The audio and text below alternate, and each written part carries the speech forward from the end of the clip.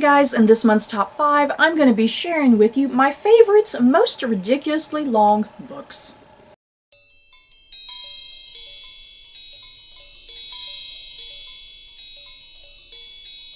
You know, long books are pretty scary. They're pretty intimidating. So yeah, you better be a very special book in order to really grab the attention of a reader. Because yeah, most people are put off by ridiculously long books. So yeah, I figured, you know what, I'm gonna go through my books, pick out the ones that are really long, narrow it down to a top 5, and yeah, these are my 5 favorite ridiculously long books. And the way I decided to narrow this list down, I consider a really long book to be like 700 plus pages. I consider a short book to be under 300, and then yeah, I consider kind of middling books, you know, kind of there between the 300 to the 700 range. So yeah, I decided to pick books 700 pages and up, essentially. So yeah, let's get going, guys. At number 5, I have the Memoirs of Cleopatra by Margaret George at 957 pages.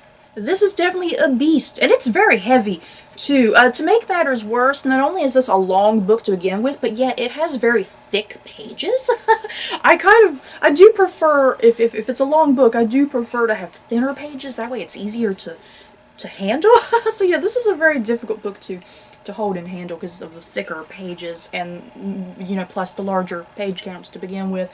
But yeah, the Memoirs of Cleopatra, this is a book I've kind of recently read about Queen Cleopatra of Egypt, and this goes for, through her entire life, from childhood to teenage years to adulthood to when she kills herself with that snake. And yeah, her relationship with her country and with Rome and with Julius Caesar and Mark Antony. I mean, there's just everything, and I love the detail of this book. Margaret George, she's just so rich with her descriptions. I really feel like I'm part of the history and that I'm in these places. It's just so easy to visualize. And yeah, Cleopatra's a character, just the rich depth there with her character, the things that she goes through, her strengths and her weaknesses, her relationship with just various different men in her life. And yeah, this book, it's well worth the 957 pages. I think you need every bit of this book to tell her story.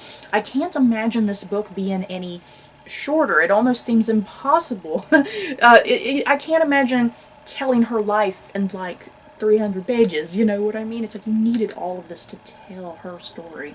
At number 4, I have Jonathan Strange and Mr. Norrell by Susanna Clarke at 1,006 pages. And this is the longest book on this list. And if you don't know what Jonathan Strange and Mr. Norrell is about, it's about these 2 title characters. They are rival magicians in Napoleonic England. And yeah, it's about the state of magic in this world. Old magic versus new magic, the rivalry that starts up between them. And yeah, in the midst of all this is the Napoleonic War, which is absolutely fascinating. I love how it plays into this story. It's very integral. So yeah, this book, like I said, it's 1,006 pages. There is so much that happens in this book. So freaking much. And yeah, it goes over the course of, I think, a good decade, if I'm not mistaken. It's like you need that decade, you know, you really need it in order to flesh out this story and these characters and their rivalry, and yeah, the whole notion of magic, how magic is at the beginning, how it is by the end and whatnot. It's a very complex book in some ways. It's very rich and descriptive with the detail, especially the world building. Susanna Clarke, her world building is in this, even though it takes place in our world, it's like you're still learning something new, you know, it's almost an alternative version of our world where magic exists. And I love every page of this novel. It's just so good, you guys. At number 3, A Storm of Swords by George R.R. Martin, coming in at 924 pages. And this is book 3 in A Song of Ice and Fire series. Yeah, this is my favorite book in the series, you guys. I love all of the books in this series, but this is far and away my favorite. It's one of the longest. It's not the longest, but it's pretty high up there. And yeah, this book also provided for some of my favorite seasons of the TV show. Pretty much seasons 3 and 4 over from this book, and those are the best seasons, I think. But yeah, this third book, like I said, even though I enjoy all the books, this third book just really raises the game. Things get darker, things get more intense. There's just twist after twist after twist, death after death after death. I have never seen a book with so much freaking death. It's not even funny. And yeah, George R. R. Martin just, his world building, the way he describes things, especially food. I love when he talks about food. It's always really great. Yeah, the locations, the places, just so beautiful and just so well done from start to finish in this book. And yeah, it's like every page, you need every page of this in order to tell this story, to get through all of these characters. There's so many characters. At number 2, I have Dragonfly and Amber by Diana Gabaldon at 743 pages. This is book 2 in the Outlander series, and I've only read 3 books so far, but I think this second book is perhaps my favorite. I feel like it will always be a favorite for me because I love the particular narrative that's presented in this story. There is so much that happened.